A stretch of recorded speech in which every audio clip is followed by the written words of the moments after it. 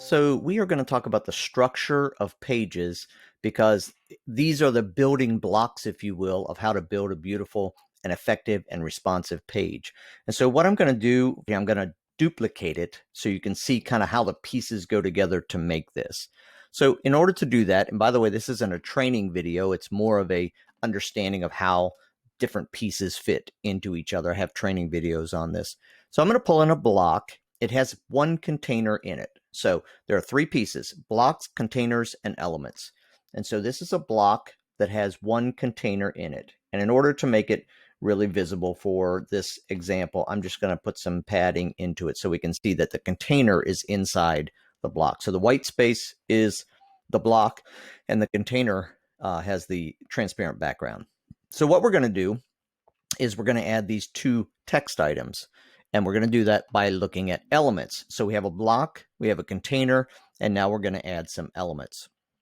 For this one, we're going to put a heading that is an H2 because it's kind of the secondary element that we're looking at here on this page. And we're going to center that. So we have that added.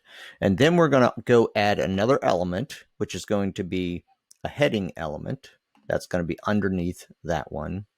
And again, we're just going to copy what's down here, paste it, and oops, and center it. And then we're just going to make it a little bit bigger. I'm going to work on sizing and all of these things in another video, so you'll be able to see that. So we have the two texts in. Now, the next thing is where we get a little tricky, and we need to understand, again, the block, the containers, and the elements. So in order to put two things side by side, we need to go and get an element that will let us do that. And that's called a two-column element. So what we're going to do is take this two-column element. We're going to put it under this. And for saving time, I'm just going to duplicate this button and pull it up there. We're going to pull that up here. And you see it's white. That's why it's not showing up. Let's just put an orange background in here just for, I don't want to mess with the image. So we'll just make it, let's just make, I don't know, it's not the same color, but you can see. All right, so this is a button over here. We're going to grab this button. We're going to duplicate it.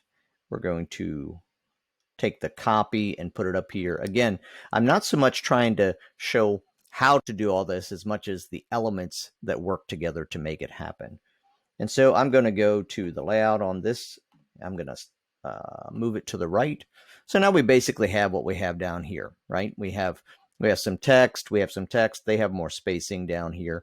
And so what we would do finally is we would put another container in so we can put that image below it. And that has to go below the two columns. If we can't do that, we're going to put it above the two columns, and then once it's in there, we'll grab it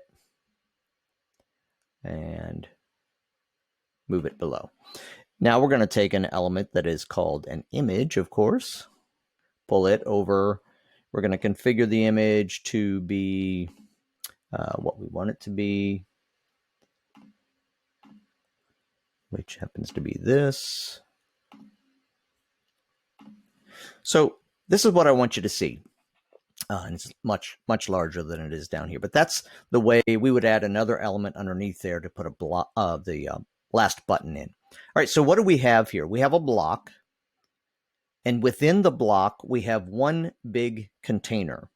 And so within the block, let's go, let's find that container by going here, going up. This is the one big container that is inside the block. It came with the block. Remember, it was an empty container in the block. And then within that container, we put this text, these buttons within a two-column container. And so you can see the pieces and how they come together to build a groove page. So that's the structure that you must learn before you're able to effectively build responsive and beautiful pages.